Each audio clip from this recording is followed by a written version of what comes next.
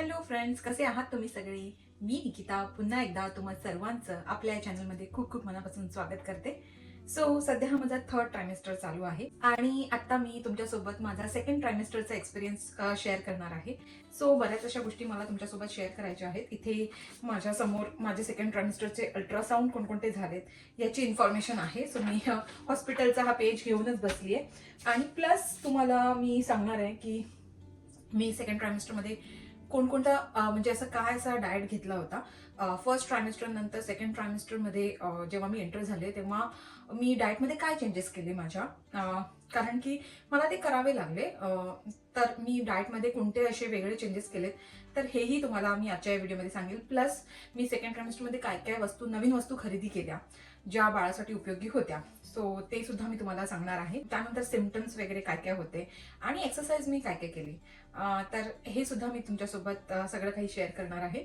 तर येस, चला वेळ न लावता आपण व्हिडिओला सुरुवात करूया.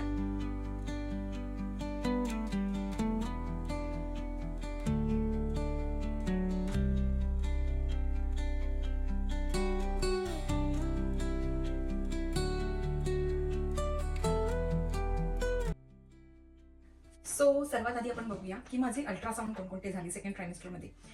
तर सेकंड ट्रायमेस्टरमध्ये एंटर होताच सर्वात पहिली गोष्ट जी मला कळाली ती म्हणजे बेबीचा जेंडर. इथे तरी बेबीचं जेंडर सांगितलं जातं सेकंड ट्रायमेस्टरमध्ये. त्याची काहीशी टेस्ट झाली होती. तर 15 to 16 वीकमध्ये माझं एक जेनेटिक स्क्रीनिंग झाली होती. बेबीला काही ॲबनॉर्मॅलिटीज नाही आहेत, तर ह्याचं कन्फर्मेशन त्यांनी या जेनेटिक स्क्रीनिंगवरून केलं होतं. ते माझं 15 to 16 वीकमध्ये झालं होतं आणि त्यामध्येच त्यांनी माझे काही ब्लड टेस्ट केले होते. जो फर्स्ट ट्रायमेस्टरचा 12 वीकचा अल्ट्रासाऊंड आहे त्यात पण जेनेटिक स्क्रीनिंग झालीच होती, बट त्यांनी अजून शुअर व्हायला त्यांनी एक ब्लड टेस्ट सुद्धा केली होती जी 15 to 16 वीकमध्ये केली जाते. आणि त्या ब्लड टेस्ट थ्रू त्यांनी मला हे पण सांगितलं होतं, म्हणजे जेंडर पण सांगितलं होतं बेबीचं. म्हणजे इथे कसं असतं, ते लोक तुम्हाला सगळे रिपोर्ट्स देतात आणि ते सांगतात की तुम्हाला जर सरप्राईज ठेवायचं असेल तर तुम्ही तो रिपोर्ट ओपन नका करू, किंवा जर तुम्हाला जाणून घ्यायचं नसेल आणि तुम्हाला तुमच्या फ्रेंड्सना सांगायचं असेल आणि त्यांच्या थ्रू तुम्हाला सरप्राईज म्हणजे असं पार्टी अरेंज करायची असेल तर तुम्ही तो रिपोर्ट फ्रेंड्सला शेअर करू शकता. असं काहीसं इथे असतं. तर मला जसा तो रिपोर्ट मिळाला तर मी लगेचच तो रिपोर्ट ओपन करून पाहिला, आणि कारण की मला राहवलं नाही गेलं तर मी त्याच वेळेस तो रिपोर्ट ओपन केला आणि पाहिला बेबीचा जेंडर. त्यानंतर सेकंड त्यांनी 20 वीक्समध्ये ॲनाटॉमी अल्ट्रासाऊंड केलेला. ॲनाटॉमी म्हणजे ज्यामध्ये बेबीचे ऑर्गन्स व्यवस्थित डेव्हलप झालेत की नाही आणि बेबी नॉर्मल आहे तर ह्याचं टेस्टिंग केलं जातं, ज्याला ॲनाटॉमी म्हटलं जातं. ज्यामध्ये ते सगळं काही मेजर करतात, जसं की बेबीचं हँड लेग्सची साईज किती आहे, पूर्ण बॉडीची साईज किती आहे, त्यानंतर आतमध्ये ऑर्गन कसे फॉर्म होत आहेत, हार्टचे चेंबर किती रेडी झाले आहेत. अशा एकदम छोट्या छोट्या गोष्टी त्या ॲनाटॉमी अल्ट्रासाऊंडमध्ये ते लोक बघत असतात. हा अल्ट्रासाऊंड पण खूपच इम्पॉर्टंट असा अल्ट्रासाऊंड आहे. त्यावरून आपल्याला कळू शकतं की आपला बेबीची ग्रोथ ही नॉर्मल होत आहे आणि बेबी सुद्धा व्यवस्थितपणे ग्रो होत आहे. बेबीमध्ये असणाऱ्या ॲबनॉर्मॅलिटीज इथे सुद्धा डिटेक्ट होऊ शकतात या स्टेजला. हा सुद्धा खूप इम्पॉर्टंट असा अल्ट्रासाऊंड आहे. 20 वीक अराउंड केला जातो हा. त्याला ॲनाटॉमी अल्ट्रासाऊंड असं म्हटलं जातं. म्हणजे 20 वीक्सचा हा एकच खरं तर अल्ट्रासाऊंड मेन असतो जो सेकंड ट्रायमेस्टरमध्ये केला जातो. आणि त्यानंतर आपली एक ब्लड टेस्ट होते जी 24 to 25 वीकमध्ये केली जाते, जी की जेस्टेशनल डायबिटीससाठी केली जाते आणि प्लस अनिमिया स्क्रीनिंग यासाठी केली जाते. पहिले तर मी तुम्हाला जेस्टेशनल डायबिटीजचं सांगते. बेसिकली जेस्टेशनल डायबिटीज म्हणजे प्रेग्नन्सीमध्ये होणारं डायबिटीज. यामध्ये काय केलं जातं की हॉस्पिटलवाले आपल्याला एक ग्लुकोला म्हणजे एक खूपच हाय शुगर, म्हणजे हाय शुगरचं असं मला एक ड्रिंक दिलं होतं त्यांनी, आणि त्यांनी सांगितलं होतं जस्ट टेस्टच्या आधी 1 तास आधी मला ते प्यायला लावलेलं त्यांनी. आणि ती ड्रिंक खूपच गोड होती, ज्याच्याने आपल्या बॉडीमध्ये ग्लुकोज लेवल किती आहे हे ते डिटेक्ट करतात. म्हणजे ती ड्रिंक पिल्यानंतर कशी रिॲक्ट करते आपली बॉडी हे ते बघतात. आणि बेसिकली आपली बॉडी जर हायर डायबिटीज म्हणजे डायबिटीज शुगर लेवल जास्त आली तर आपली जी एक्स्ट्रा शुगर असते ही प्लासेंटाला क्रॉस करून टुवर्ड्स बेबी जाते. म्हणजे प्लासेंटाला क्रॉस करून बेबीकडे जाते आणि त्यामुळे बेबी जास्त इन्सुलिन बनवायला सुरुवात करते. आणि इन्सुलिन जर जास्त बनायला सुरुवात झाली तर बेबीची ग्रोथ ही खूप लार्ज साईजने म्हणजे बेबी वाढायला सुरुवात होते. त्यामुळे डिफिकल्ट नॉर्मल डिलिव्हरी किंवा बेबीची ग्रोथ एकदम फटाफट होणं असे काहीशी कॉम्प्लिकेशन्स होतात. सो बेटर आहे की ही टेस्ट नॉर्मल म्हणजे निगेटिव्ह यायला हवी. सो ट्राय करा की सेकंड ट्रायमिस्टरमध्ये म्हणजे सेकंड ट्रायमिस्टरपासून बेसिकली कमीत कमी स्वीट वगैरे अवॉइड करा.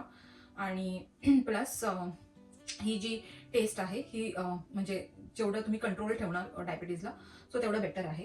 ह्याच्यासाठी मी तरी असं केलं होतं, म्हणजे बेसिकली मी दिवसभरात शुगर म्हणजे बऱ्यापैकी अवॉइड केली होती. म्हणजे मी डेली तसंही फक्त टीमध्ये माझी शुगर असते.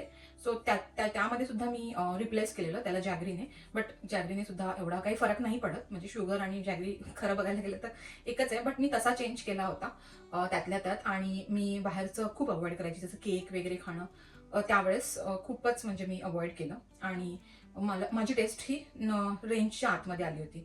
सो मला जेस्टेशनल डायबिटीज डिटेक्ट नव्हतं झालं त्यामुळे. सो असं काहीच आहे. ही टेस्ट केली जाते जेस्टेशनल डायबिटीजची. जर हे पॉझिटिव्ह आलं तर खूप इन्सुलिन वगैरे किंवा त्यांचे मेडिसिन्स वगैरे घ्यावे लागतात. सो ह्यानंतरची प्रोसेस मग खूप डिफिकल्ट होऊन जाते. ऑलरेडी प्रेग्नन्सी आणि त्यामध्ये पुन्हा जेस्टेशनल डायबिटीजला पुन्हा रिकवर करा. सो त्यामुळे बेटर आहे की ते नाही आलेलंच बरं आपल्या ब्लडमध्ये. सो असं काहीच आहे. आणि प्लस अजून एक टेस्ट झाली होती, ब्लड टेस्ट, जी की अनिमिया स्क्रीनिंग होती. अनिमिया म्हणजे ब्लड टेस्ट, खरं तर हिमोग्लोबिन चेक केलं जातं आपल्या बॉडीमध्ये. तर यामध्ये कसं होतं की हिमोग्लोबिन बेसिकली प्रेग्नन्सी नंतर हिमोग्लोबिन बाय डिफॉल्ट आपलं कमीच येतं, कारण की बेबीला सुद्धा ब्लड जात असतं. सो माझं म्हणजे जी लेवल होती 11च्या वर असायला हवी, सो माझी सुद्धा कमीच आली होती, 10.7 आली होती. आणि त्यांनी मला अजून एक रिझन दिलं होतं की माझं व्हेजिटेरियन डाएट आहे त्यामुळेच माझी तेवढी कमी आली आहे. पण तरी त्यांनी सांगितलं की एक अगदी कमी नाही आली आहे, सो इझिली वाढू शकते. म्हणून त्यांनी मला आयर्नच्या सप्लिमेंट सजेस्ट केल्या होत्या. आणि येस, त्यांनी आयर्नच्या सप्लिमेंट खाताना मला सांगितलं होतं की कुठेही कॅल्शियम नाही आलं पाहिजे 1 तासाच्या, म्हणजे जेव्हा पण मी मेडिसिन घेईल त्याच्या 1 तास आधी आणि 1 तास नंतर मी कुठेही कॅल्शियमचं काही सोर्स नाही खाल्लं पाहिजे, जेणेकरून आयर्नचं ॲब्झॉर्प्शन जास्त चांगलं होईल. आणि प्लस आयर्नचं ॲब्झॉर्प्शन अजून बेटर होण्यासाठी त्यांनी मला सांगितलं होतं की तुम्हाला ऑरेंजेस खायचे, ऑरेंजेस किंवा लेमन. जसं मेडिसिन घेतली तर ते आयर्नचं ॲब्झॉर्प्शन चांगलं होण्यासाठी मला ऑरेंजेस त्यांनी खायला सांगितलेले. तर ऑरेंज तसं पण मी घेतच होती. बट आता मी ते या टॅबलेट खाल्ल्यानंतर लगेचच मी 1-2 ऑरेंज खाऊन घ्यायची, जेणेकरून माझं आयर्नचं ॲब्झॉर्प्शन चांगलं झालं होतं. आणि त्याच्यानंतर त्यांनी रिटेस्ट पण केली माझी ही जी टेस्ट होती ब्लड टेस्ट. आणि आय गेस त्याच्यानंतर माझं हिमोग्लोबिन बऱ्यापैकी वाढलं. ऑलमोस्ट 12च्या वर गेलं होतं. म्हणजे त्यांनी सांगितलं की खूप चांगली लेवल आली आहे. मला एक्झॅक्ट रेंज नाही आठवत आहे. बट आधी माझी 10.7 होती आणि नंतर मग ती 11 इझिली क्रॉस झाली. 1 महिन्यानंतर त्यांनी ही टेस्ट रिपीट केली होती. कारण की त्यांचं असं म्हणणं असतं की प्रेग्नन्सीमध्ये ब्लड लॉस खूप होतो. सो ब्लड ची कमी नसली पाहिजे, अनिमिया नसला पाहिजे बॉडीमध्ये. सो त्यामुळे ते लोक ही स्क्रीनिंग करतात. आणि प्लस मी अजून एक सेफ साईड म्हणून मी नॉनव्हेज म्हणजे फिश खायला सुरुवात केली, कारण की फिशमध्ये हिम आयन असतं आणि व्हेजमध्ये नॉन हिम आयन असतं. म्हणजे कसं असतं की व्हेजिटेरियन ज्यांचा डाएट असतो, सो त्यामध्ये कसं असतं, जेव्हा पण आपण पालेभाज्या खातो ज्यामध्ये आयन असतं, सो त्याच्या ॲब्झॉर्प्शनसाठी आपल्याला त्याच्यावरती जेव्हा खाण्याच्या आधी त्याच्यावरती लेमन स्क्वीज करावं लागतं, लिंबू पिळून. मग त्या ज्या पालेभाज्या आपण खाल्ल्या तर त्याचं आयर्न कंटेंट आपल्याला मिळतं. बट ते पण कंटेंट खूप कमी असतं व्हेजिटेरियन डाएटमध्ये. आणि नॉन व्हेजिटेरियन डाएटमध्ये खूप जास्त असतं. तर त्यामुळे मी ॲटलिस्ट फिश खायला सुरुवात केली सो सेकंड ट्रायमिस्टरमध्ये. आणि मला त्याचा बेनिफिट सुद्धा जाणवला. सो असं काहीसं मी माझ्या डाएटमध्ये सुद्धा चेंजेस केले, ते मी तुम्हाला सांगणारच आहे पुढे. सो असे काहीसे हे 3 टेस्ट झाले होते. सो यानंतर सिम्पटम्स मला काय होते की फर्स्ट ट्रायमिस्टरमध्ये मला जे काही सिम्पटम्स होते तर ते सेकंड ट्रायमिस्टरमध्ये कंटिन्यू झाले नाही. सेकंड ट्रायमिस्टर खूप छान होता. म्हणजे खूप वेगळीच एनर्जी आली होती. आणि सिम्पटम्स म्हणजे सगळे आता व्हॅनिश झाले होते खरं तर. म्हणजे जे मला नॉशिया वॉमिटिंग होत होतं फर्स्ट ट्रायमिस्टरमध्ये, सो ते 14 वीक संपेपर्यंत सगळं काही संपलं होतं. सो सेकंड ट्रायमिस्टरमध्ये जेव्हा मी एंटर झाले तेव्हा मला काहीही सिम्पटम्स नव्हते. आणि असं बघायला गेलं तर मला फक्त बॅक पेन होत होतं, जे की मला मी फिश जेव्हा चालू केलं त्यानंतर माझं तेही कमी झालं. सो काहीही बॉडीला त्रास झाला नाही ॲटलिस्ट सेकंड ट्रायमिस्टरमध्ये. आणि एनर्जी एकदम पीक लेवलवरती होती. सो सेकंड ट्रायमिस्टरचा मी तर म्हणेल की जास्तीत जास्त यूज करा, जे की मी पण केला. म्हणजे मी बाळाच्या जास्तीत जास्त गोष्टी याच महिन्यात म्हणजे याच ट्रायमिस्टरमध्ये परचेस केल्या. त्या कोणत्या कोणत्या गोष्टी केल्या मी तुम्हाला सांगते नंतर. बट या ट्रायमिस्टरचा जास्तीत जास्त वापर करा असं मी म्हणेन. खरं तर थर्ड ट्रायमिस्टरमध्ये आपल्याला वेळ अजिबात मिळत नाही, कारण की खूप गोष्टी असतात थर्ड ट्रायमिस्टरमध्ये. जसं की तुम्हाला जर डोहाळे जेवण करायचं असेल तर त्याचं प्रिपरेशन असतं. त्यानंतर 9 मंथमध्ये 8 मंथ खूपच म्हणजे असा थोडासा डिफिकल्ट वाटला मला, म्हणून मी तुम्हाला सांगते की वेळ मिळत नाही आणि 9 मंथमध्ये डॉक्टरच्या व्हिजिटसुद्धा खूप वाढतात. सो बेटर आहे की सेकंड ट्रायमिस्टर जो आहे त्याचा पुरेपूर वापर करा, असंच मी म्हणेन. त्यानंतर मी तुम्हाला डाएटमध्ये काय चेंजेस केले. सो फर्स्ट ट्रायमिस्टरचा डाएट मी ऑलरेडी तुम्हाला शेअर केला होता आणि तो व्हिडिओ सुद्धा आपल्या चॅनलवर आहे. जर तो तुम्ही पाहिला नसेल तर आधी तो व्हिडिओ जाऊन पहा, ज्यामध्ये माझा पूर्ण डाएट आहे आणि त्यामध्ये मी काय चेंजेस केले हेच मी आता तुम्हाला या व्हिडिओमध्ये सांगणार आहे. सो सेकंड ट्रायमिस्टरमध्ये मी जो डाएटमध्ये चेंज केला, तर बेसिकली फर्स्ट ट्रायमिस्टरमध्ये मी तुम्हाला जसं म्हटलेलं की मला अवाकाडो आणि एग्स हे जात नव्हते. सो आता सेकंड ट्रायमिस्टरमध्ये मला अवाकाडो टोस्ट सँडविच जायला लागलं. सो त्यामुळे मी ब्रेकफास्टमध्ये ॲटलिस्ट चपाती एक दिवस तर एक दिवस हे अवाकाडो टोस्ट सँडविच असं काहीसं माझं ब्रेकफास्ट ठेवायची आणि ज्यामध्ये मी पनीर ची स्लाइस टाकायची, जेणेकरून प्रोटीन जायचं मॉर्निंगलाच आणि अवाकाडो तर असायचं, सो ते हेल्दी फॅट आहे. आणि व्हीट ब्रेड, ॲक्च्युली मी व्हीट ब्रेड तेव्हापासून घरातच बनवायला सुरुवात केली आणि त्यामुळे मी होममेड ब्रेड खात होती घरच्या घरी बनवून, कारण की एनर्जी मी तुम्हाला जसं बोलली की पीक लेवलवरती होती. सो ब्रेकफास्टमध्ये मी तर हे खायची आणि बाकीचं माझं जे मी तुम्हाला फर्स्ट ट्रायमिस्टरमध्ये सांगितलं तसाच काहीसा डाएट होता. चेंजेस काय झाले तेच फक्त सांगते. त्यानंतर सेकंड थिंग इज लाईक, जो मी 10-11 वाजता ऑरेंज खायची, तर त्याच्या जस्ट आधी मी ती आयर्नची टॅबलेट घ्यायला सुरुवात केली आणि त्यानंतर ऑरेंज खात होती. सो त्यामुळे माझं आयर्न लेवल सुद्धा खूप फटाफट वाढलं. 1 महिन्यातच म्हणजे मी रेंजमध्ये आली त्या. आणि त्यानंतर माझा दुपारचा आणि संध्याकाळचा डाएट अगदी सेम होता. मी कोकोनट वॉटर, आय गेस मी त्याच्यात पण सांगितलेलं फर्स्ट ट्रायमिस्टरमध्ये, मला आठवत नाही, बट मी संध्याकाळचं कोकोनट वॉटर प्यायची. सो असं काहीसं माझा हा डाएटमध्ये मी चेंज केला होता. आणि म्हणजे माझं कसं होतं की सेकंड ट्रायमिस्टरमध्ये ब्लड रिपोर्ट नॉर्मल नव्हता. सो त्यामुळे म्हणजे अनिमिया नव्हता, बट ब्लड रिपोर्ट थोडासा म्हणजे स्लाइटली रेंज कमी होती. सो त्यामुळे मी आता आयर्नवरती फोकस करायला सुरुवात केली, म्हणजे माझं ब्लड वाढवण्यासाठी फोकस करायला सुरुवात केली. सो मी बीटरूटचा रायता बनवून ठेवायची दहीमध्ये आणि तो मी घ्यायची. सो असं काहीसे मी डाएटमध्ये चेंजेस केले होते. सो तुम्हाला जसं तुमचं रिपोर्ट्स येतील, सो त्यानुसार तुम्हाला फक्त त्याच्यावर वर्कआउट करायचं आहे की आयर्न कमी आलं तर तुम्हाला काय करायचं आहे. म्हणजे डॉक्टर तर सोल्युशन देणारच की मेडिसिन हे खा किंवा सप्लिमेंट हे घ्या, बट तुम्हाला सुद्धा त्यावरती म्हणजे वर्क करायचं आहे. म्हणजे की मेडिसिन तर आपलं काम करत राहीलच, बट डाएट पण तुम्हाला तसा ठेवायचं जेणेकरून दोन्ही ॲट अ टाइम काम करतील. सो असं काहीसे मी चेंजेस केले होते. आणि जसं मी तुम्हाला सांगितलं की व्हेज डाएट जो होता, सो त्यामध्ये मी आता लेमन स्क्वीज करायला सुरुवात केली. काहीही पालेभाज्या खाताना मी त्यावरती लेमन स्क्वीज करायची, जेणेकरून आयर्नचं ॲब्झॉर्प्शन चांगलं होईल. आणि प्लस मी फिश खायला सुरुवात केली या सेकंड ट्रायमिस्टरपासून. सो असे काहीसे मी माझ्या डाएटमध्ये चेंजेस केले. आणि येस, फिशमध्ये सुद्धा हाय मर्क्युरी फिश खायचं नाही आहे. म्हणजे प्रॉपर ज्याची लो मर्क्युरी फिश जे आहेत, सेफ प्रेग्नन्सीमध्ये सेफ असणारे फिशच खायचे आहेत तुम्हाला. तुम्ही एकदा डॉक्टरांना सुद्धा विचारून घेऊ शकता की कोणकोणते फिश तुम्ही खाऊ शकता. आता इकडे फिश वेगळे मिळतात, त्यामुळे मी ते तुम्हाला सांगू नाही शकत, बट तुम्ही तिकडे डॉक्टरांना विचारू शकता की कोणकोणते फिश खाल्ले म्हणजे सेफ आहेत प्रेग्नन्सीमध्ये. सो ते तुम्ही इझिली खाऊ शकता. सो असं काहीसं माझं हे डाएट होतं. डाएटमध्ये अजून मी म्हणेल की मी जे ड्रायफ्रूट भिजवून खात होती, जसं की काजू, बदाम आणि वॉलनट वगैरे. सो हे ड्रायफ्रूटचे आता मी लाडू बनवायला सुरुवात केली, कारण की सेकंड ट्रायमिस्टरमध्ये म्हणजे तेवढ्या क्वांटिटीचे म्हणजे ड्रायफ्रूट खाल्लेले चालतात. तर त्यामुळे मी काय केलं, आत्ता या सेकंड ट्रायमिस्टरमध्ये हे जे लाडू आहे, हे ड्रायफ्रूटचे लाडू आहे, हे बनवून खायला सुरुवात केली. सो मी एक सकाळी खायची ब्रेकफास्टमध्ये आणि एक संध्याकाळी खायची. सो या लाडूमुळे खरं तर माझी एनर्जी आत्तापर्यंत म्हणजे थर्ड ट्रायमिस्टरपर्यंत एकदम व्यवस्थितपणे राहिली आहे आणि मी खूप एनर्जेटिक फील करते स्वतःला.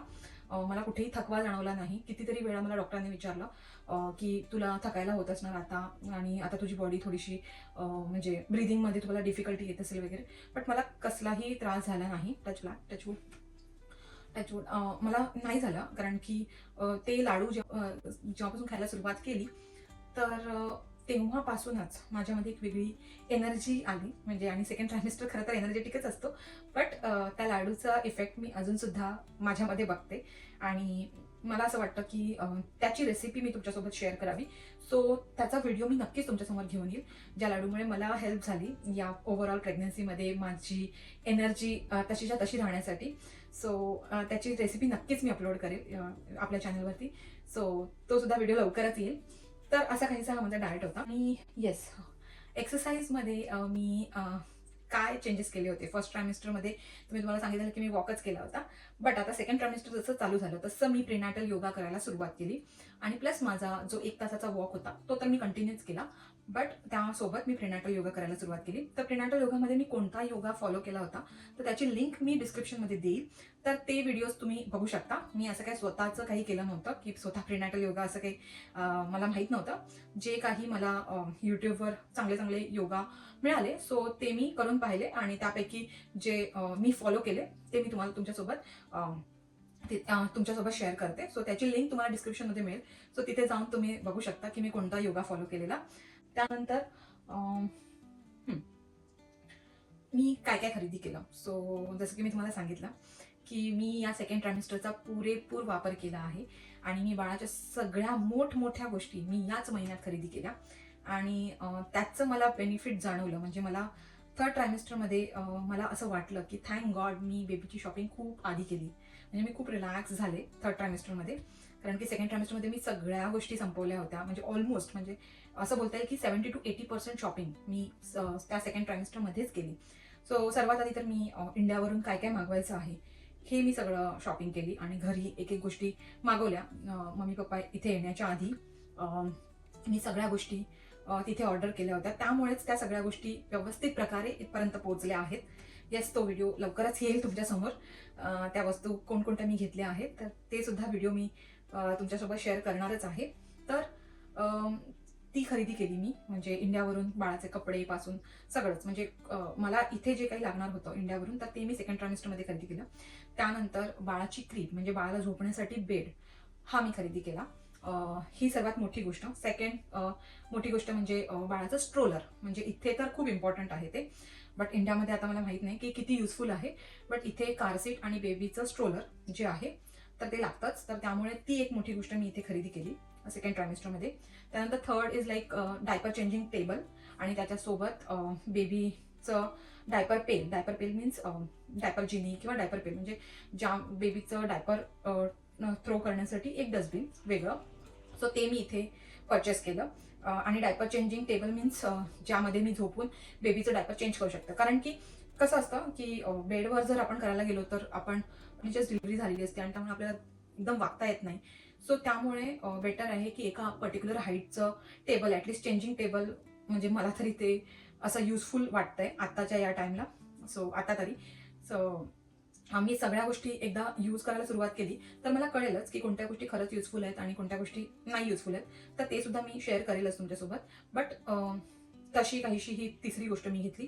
त्यानंतर बेबीचा पाळणा. म्हणजे खरं तर इकडे एवढा चांगल्या प्रकारचं पाळणं मिळत नाही. म्हणजे इंडियामध्ये खूप छान प्रकारचे असे झुला असतो बेबीसाठी. पण इकडे नॉर्मल होता इलेक्ट्रिक जो की मी घेतला. आणि त्यानंतर इकडे हे बेबी बाउन्सर ठेवला आहे. आता माहित नाही किती युजफुल असणार आहे. तर बाउन्सर म्हणजे असं बॅटरी ऑपरेटेड असतं ते. म्हणजे बेबीला असं थोडंसं शांत करण्यासाठी असं व्हायब्रेशन्स वगैरे येतात त्यावरती आणि थोडंसं ते बाउन्स होतं. सो त्याला बेबी बाउन्सर, त्यामुळे त्याला बेबी बाउन्सर असं म्हटलं जातं. सो अशा काहीशा गोष्टी मी सेकंड ट्रायमिस्टरमध्ये घेतल्या होत्या. प्लस बेबीला खेळण्यासाठी प्ले मॅट. म्हणजे जर मी काही काम करत असेल वगैरे तर त्यावेळेस बेबीला असं टॉईज म्हणजे आजूबाजूला टॉईज दिसले पाहिजे आणि बेबी एकटाच खेळलं पाहिजे, एंटरटेन झालं पाहिजे. तर त्यामुळे एक प्ले मॅट घेतली आहे मी. आणि प्लस बेबीसाठी बाथटब घेतला आहे. आणि ज्या गोष्टी मला जेंडर रिव्हीलमध्ये गिफ्ट मिळाल्या त्या मी घेतल्या नाही आहेत. सो त्याचा सुद्धा व्हिडिओ लवकरच येईल की कोणत्या गोष्टी मला जेंडर रिव्हीलमध्ये गिफ्ट म्हणून मिळाल्या आहेत. Yes, so overall I guess मी कोणकोणत्या गोष्टी परचेस केल्या या सेकंड ट्रायमिस्टरमध्ये या सगळ्या गोष्टी तुम्हाला सांगितल्या आहेत. आणि ऑनलाईन म्हणजे इंडियावरून मी कोणत्या गोष्टी मागवल्या आहेत तर त्याचा व्हिडिओ मी लवकरच करणार आहे. तर तो सुद्धा तुम्ही बघू शकता. तो सुद्धा व्हिडिओ लवकरच येईल. तर त्यामध्ये तुम्हाला कळेलच की मी कोणकोणत्या गोष्टी इंडियावरून ऑनलाईन घेतल्या आहेत आणि त्याचं सगळं काही डिटेलमध्ये मी तुम्हाला सांगणार आहे जेणेकरून तुम्ही इझिली त्या गोष्टी ऑनलाईन घेऊ शकता इंडियामधून. सो असे काहीशी शॉपिंग मी बेबीसाठी केली होती सेकंड ट्रायमिस्टरमध्ये. आणि मी तर म्हणेल की तुम्ही सुद्धा सेकंड ट्रायमिस्टरचाच यूज करा या शॉपिंगसाठी. कारण की एनर्जी खूप पीक लेवलला असते आणि त्याचा पुरेपूर वापर करून घ्यावा असंच मी म्हणेल. आय गेस मी सगळ्या गोष्टी कव्हर केल्या आहेत. फक्त डॉक्टरांनी मला 4 वेगवेगळ्या वॅक्सिन घ्यायला सांगितलेल्या आणि त्या मोस्टली मी थर्ड ट्रायमिस्टरमध्ये घेतल्या आहेत. तर मी ते थर्ड ट्रायमिस्टरच्या व्हिडिओमध्ये शेअर करेन तुमच्यासोबत. कारण आत्ता तर म्हणजे मला असं वाटतं थर्ड ट्रायमिस्टरचा व्हिडिओ मी डिलिव्हरी नंतरच शूट करेल. कारण की माझा ओव्हरऑल एक्सपिरियन्स मला तुम्हाला म्हणजे पूर्ण थर्ड ट्रायमिस्टरचा एंड टू एंड एक्सपिरियन्स सांगायचा आहे. म्हणजे एंडपर्यंत माझे अल्ट्रासाऊंड वगैरे कोणतेही झाले होते आणि काय काय गोष्टी झाल्या. सो हे मी तुम्हाला म्हणजे डिलिव्हरी नंतरच सांगू शकते. सो आय होप मी सेकंड ट्रायमिस्टरच्या ऑलमोस्ट गोष्टी कव्हर केल्या आहेत आणि तुम्हाला बऱ्यापैकी हा व्हिडिओ युजफुल ठरेल असं मला तरी वाटतं. आणि या व्हिडिओवरून तुम्हाला बरीच अशी आयडिया आली असणारच की अल्ट्रासाऊंड, ब्लड टेस्ट, त्यानंतर कोणकोणती काळजी घेतली पाहिजे, डाएट काय केला पाहिजे, डाएटमध्ये चेंजेस कशा प्रकारे केले पाहिजेत आपल्या सिच्युएशननुसार. सो अशा काहीशा गोष्टी आपण या आजच्या व्हिडिओमध्ये कव्हर केल्या आहेत. आय होप हा माझा व्हिडिओ तुम्हा सर्वांनाच म्हणजे न्यू मॉम्सला युजफुल ठरेल. आणि जर खरंच तुम्हाला आजचा हा माझा व्हिडिओ आवडला असेल तर आपल्या व्हिडिओला लाईक, शेअर आणि चॅनलला सबस्क्राईब करायला विसरू नका. भेटूया आपण लवकरच नवीन अशा व्हिडिओमध्ये. तोपर्यंत बाय, टेक केअर.